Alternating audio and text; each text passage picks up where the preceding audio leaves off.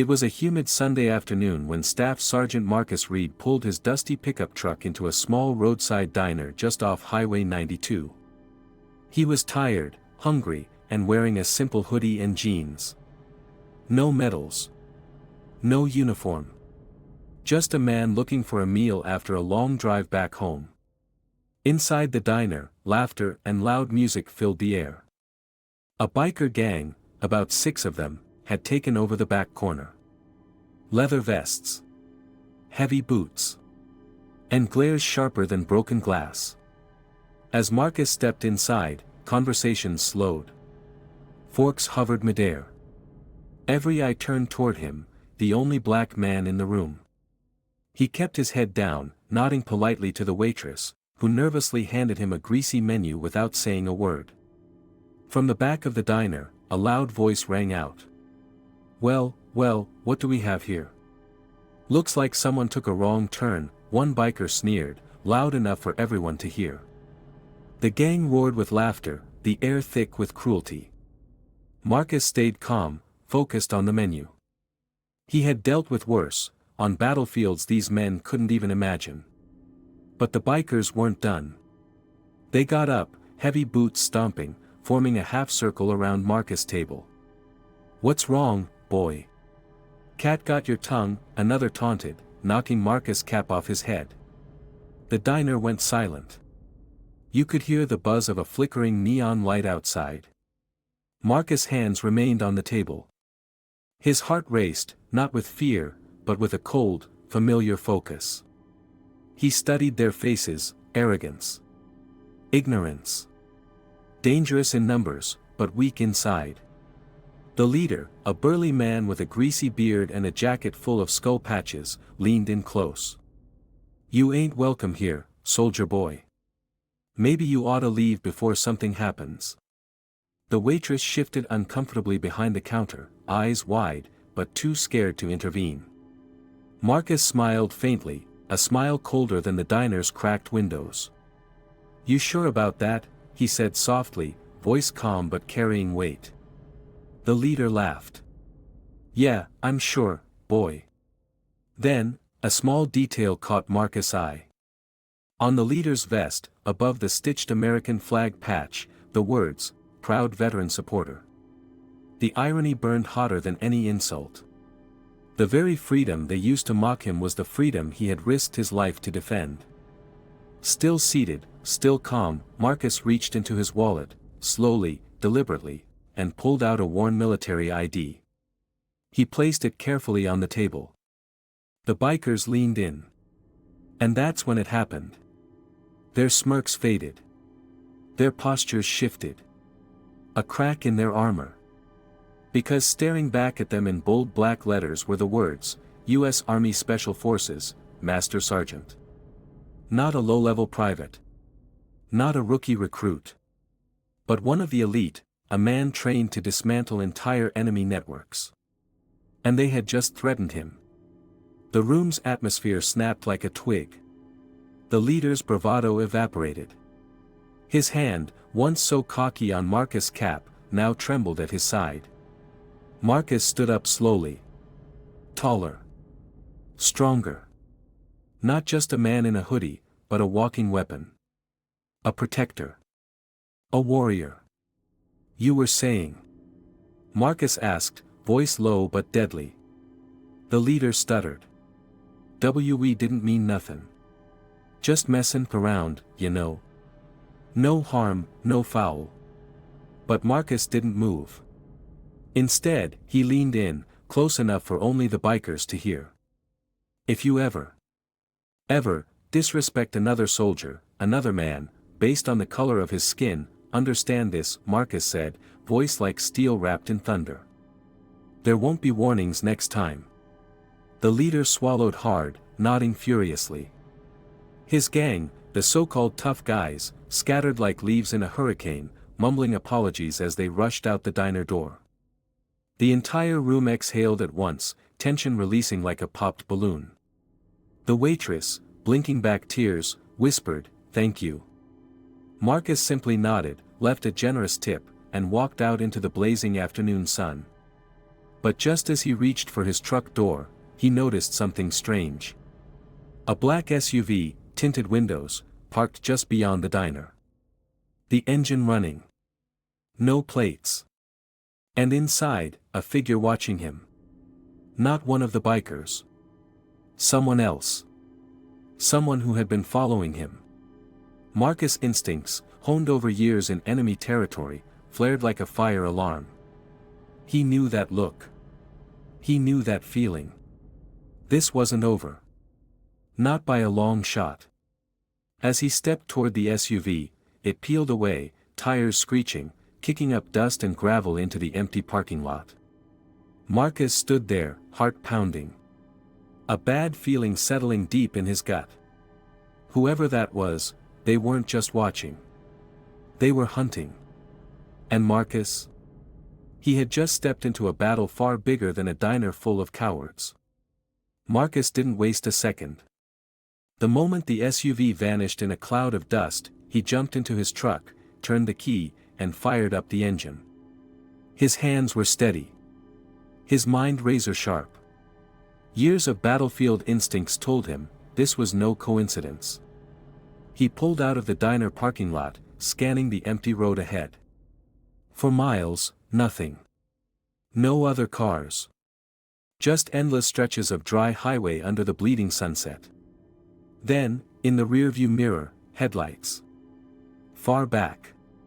Too far for a casual driver. But close enough for a shadow. Marcus tapped the brake lightly. The headlights slowed. He accelerated. The headlights matched him. This wasn't paranoia. This was surveillance. For 20 silent minutes, Marcus drove, pretending not to notice, leading them farther away from town, toward the backroads where few dared to travel after dark. And that's when he made his move. At a sharp bend in the road, Marcus cut the wheel hard, veering onto a dirt path hidden between tall pines. He killed the lights. Slid the truck behind a thicket of trees. Silent. Invisible. The SUV sped past moments later, headlights blazing, not realizing their prey had vanished. Marcus waited. Watched. When the coast was clear, he stepped out quietly, grabbing a small black bag from the truck bed. Inside, not a weapon. Not yet. First, a pair of reinforced gloves. Second, a slim tablet with encrypted communication apps. He tapped into an old contact list. Old friends. Old favors. People who owed him. He sent a single coded message, surveillance confirmed. Possible hostile. Request intel. Immediate. Seconds later, a reply, on it. Send description. Marcus quickly typed in the make, model, and features of the SUV. Blackout windows. No plates. Unregistered. Moving like professionals, but sloppier than government ops. While waiting for the reply, Marcus thought back to the diner. The bikers. The stairs. The fear. This wasn't just random racism. This felt targeted. But why? He wasn't a politician. He wasn't famous. Unless someone knew about his last mission overseas. The one no one was supposed to know about. Marcus tightened his gloves, scanning the dark woods around him. The night whispered secrets he couldn't yet hear. Then, his tablet buzzed. The message was short. Chilling.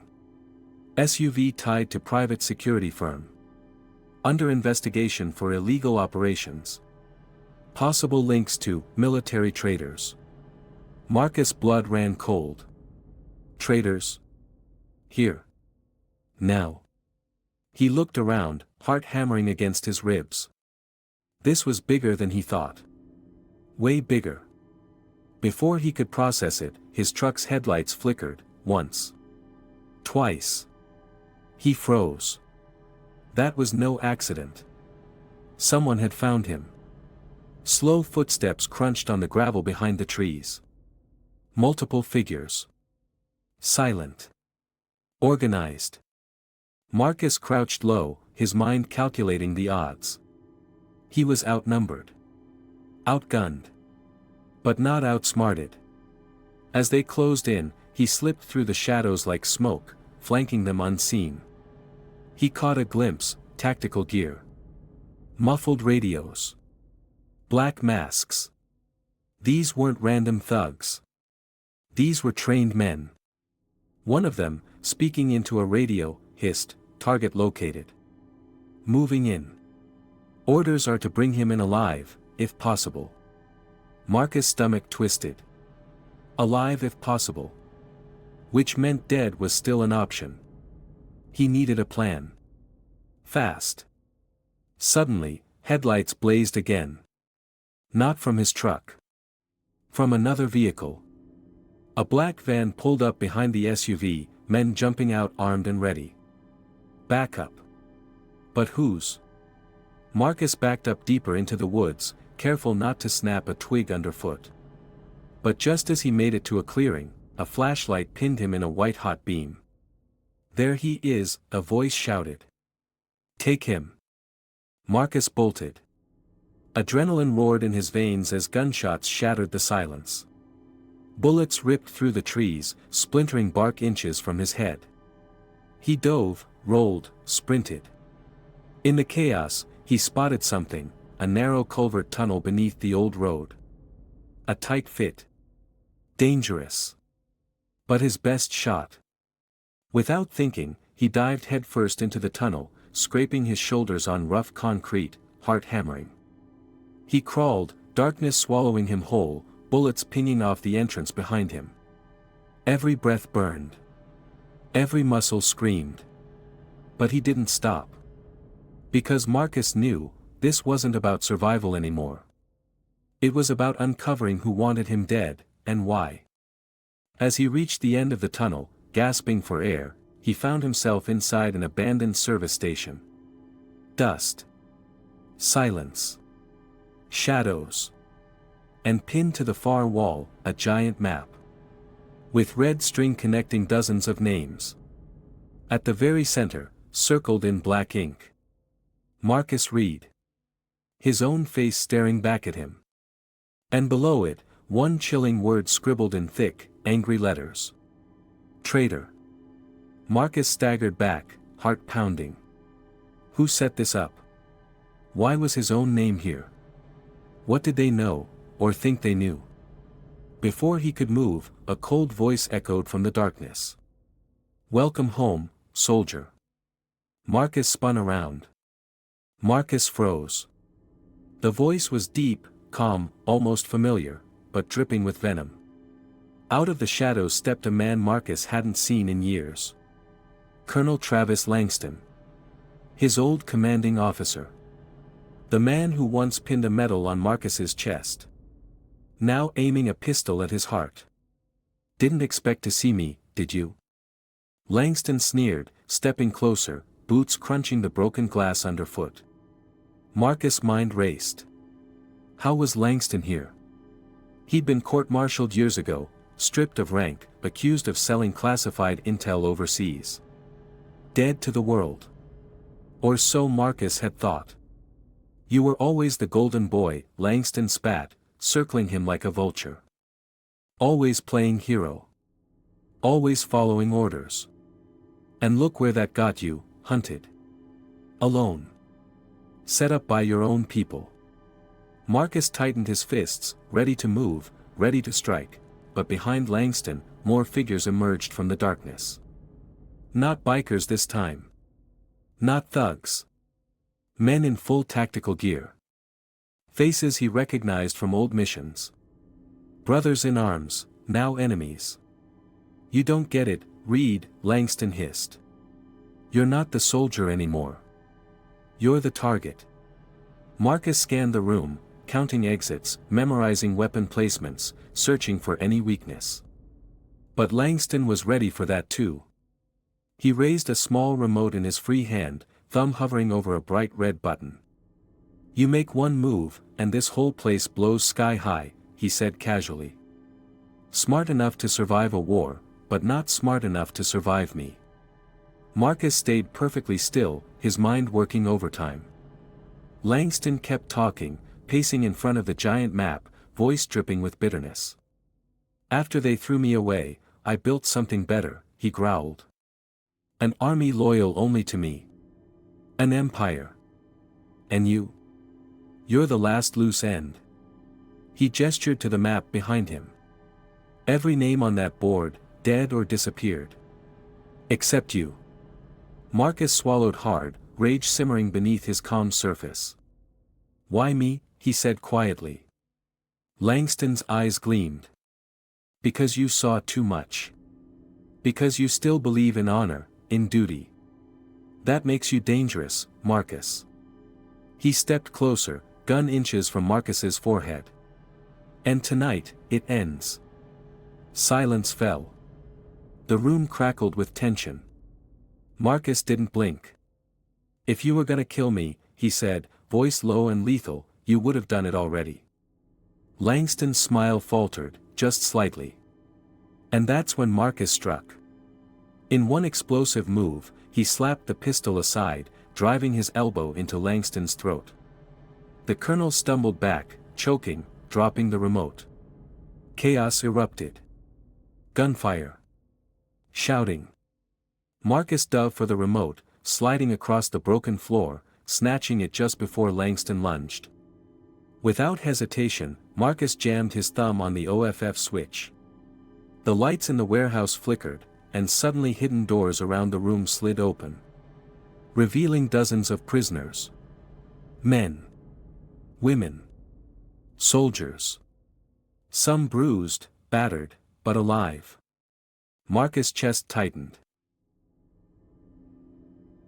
Langston hadn't just built an army. He'd built a prison. A black site for anyone who stood in his way. But before Marcus could react, a sniper round tore through the wall inches from his head. Move, someone screamed, one of the prisoners, yanking him into cover. Bullets rained down from catwalks above. Marcus gritted his teeth, shielding the wounded with his body, feeling the battle instincts flood back. He had a mission now. He had a team. But he was still outnumbered. Still trapped. Still hunted. And as he ducked behind cover, scanning for an escape route, he spotted something even worse. A massive steel vault door on the far side of the warehouse. And painted across it, in stark red letters, Project Phoenix. Marcus felt a chill crawl up his spine. He'd heard rumors. Whispers during Black Ops briefings. Top secret experiments. Super soldiers. Ghost units that weren't supposed to exist. Langston wasn't just building a criminal empire. He was building an unstoppable force. And Marcus realized, if he didn't stop this tonight, the entire country could fall. But just as he prepared to lead the prisoners to safety, the vault door began to open. And standing inside, silhouetted by cold blue light, was someone Marcus never expected to see. Someone he thought was dead. His brother. Marcus blinked, heart lurching as the light from the vault framed the figure in a glowing halo. Deshaun, he whispered, voice cracking with disbelief. The man stepped forward slowly, gaunt, eyes haunted, but alive. Hello, big brother, Deshaun said softly, his voice trembling. I didn't think I'd ever see you again. Marcus staggered forward, stunned. They told me you were killed in Kandahar. I saw the report. They lied, Deshaun said, eyes dark. Langston faked it. Took me. Made me part of this Project Phoenix. Turned soldiers into shadows. But I resisted. They locked me away. Marcus clenched his fists, fury boiling beneath the surface. He turned toward Langston, now crawling for the dropped weapon.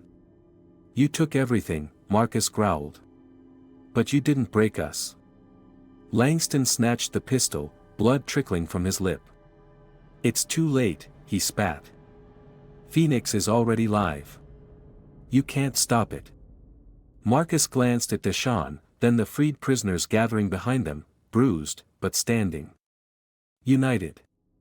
He looked back at Langston, voice sharp and final. Watch us. In a split second, Marcus launched forward. A flash of motion, the pistol kicked from Langston's hand. Marcus slammed him against the map-covered wall, pinning him as it crumpled beneath their weight. You trained me, Langston. But you forgot one thing, Marcus hissed in his ear. I finish what I start. He spun Langston around, cuffed his hands with cable from a nearby console, and turned to the others. Lock this place down, Marcus ordered. Secure every file. Copy everything.